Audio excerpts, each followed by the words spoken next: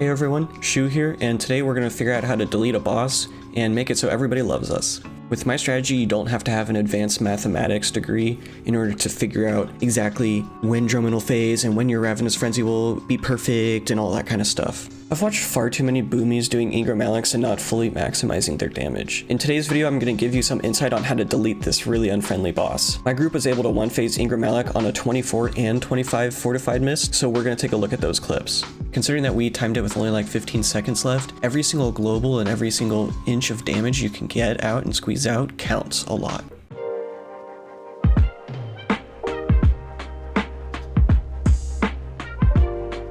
Before we get into the technique, I want to make sure we're all on the same page about the boss mechanics between Drummond and Ingra. Once Drummond hits 20% health, they will cast Drummond's Wrath into Ingra Maloch, forcing Ingra to take 200% damage for 15 seconds. This is the window we need to optimize. Once the channel is gone, the damage amp is gone immediately. So any astral power spent after the damage window is a net potential loss on overall boss damage. So once Drummond is around 40 to 45%, we want to lust. The higher the key level, the lower the percent you'll want to lust at, because boss HP scales with key level. It also entirely depends on your group's DPS as well, and how fast you can phase Drummond into Ingra.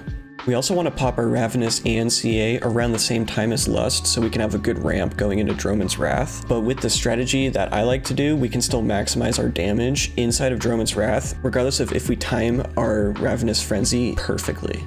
So how do we maximize the damage in our 15-second window? Inside of Drummond's window, our ramp rules kind of go out of the window. I like to dump Astral Power early in order to free up space for all the Astral Power we'll be generating 6 seconds into Drummond's Wrath. Any AP waste in Drummond's Wrath window is really bad, like really bad, so I try to do everything I can to avoid being capped during the damage amp window. In theory, doing our typical ramp and saving Star Surges to the end is probably a damage increase, but in practice, I've often found myself, and I've seen other boomies, cap AP even for one global, which is really bad considering we're trying to squeeze all of our damage into this 200% damage window. I've found dumping your Astral Power early works really well, and then you ramp up quick again with Fury of a Loon at 9 seconds and Trees to eventually dump at the end of your ramp. So you have a dump at the start, and then big quick AP generation, and then another dump towards the end. Because we want to maximize our damage inside of Drummond's Wrath window, I like to Fury of a Loon at 9 seconds left on the channel. Even if our ramp isn't perfectly timed, this will ensure that we can get as much AP as possible to pump Star Surges into Ingra. Why 9 seconds instead of 8 like a typical boomy ramp? Well, if we do 8 seconds left on the boss, then we might have AP left over after the 200% damage window, and that could be a net loss of anywhere from 100 to 150k damage considering a Star Surge crit. Drummond's Wrath damage window cuts off instantly when the channel stops, so having any AP after that is essentially a damage potential loss. It could be a huge amount of damage to miss out on if you're one global too late, and it can be the difference between a really clean and easy one phase and scarily pumping into the boss right when Embrace Darkness comes out. It's better to have extra Ravenous Frenzy after Drummond's Wrath than it is for Ravenous Frenzy to fall out halfway through Drummond's Wrath. So making sure your Lust and your Ravenous Frenzy and CA timings line up is really important. Let me show you the breakdown I had in this 25 mists at the end of the boss.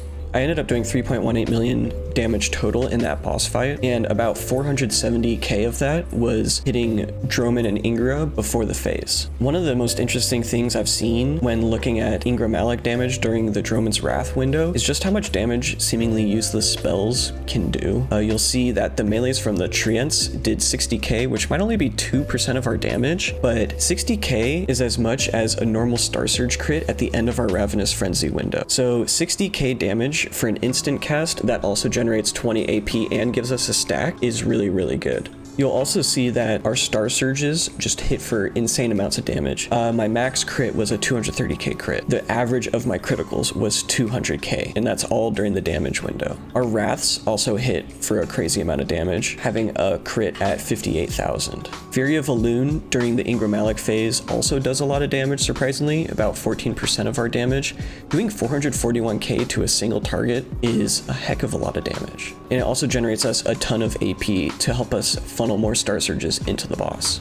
So that's my strategy on how to maximize damage into Ingra Maloch. You might see other boomies do it differently, but this has been working very consistently for me just to get a ton of damage into the boss. So my strategy is just to make sure that we don't cap astral power while also doing a ton of damage into the boss. If you can do anywhere from 2.7 to 3 mil into Ingra, then you're doing a great job.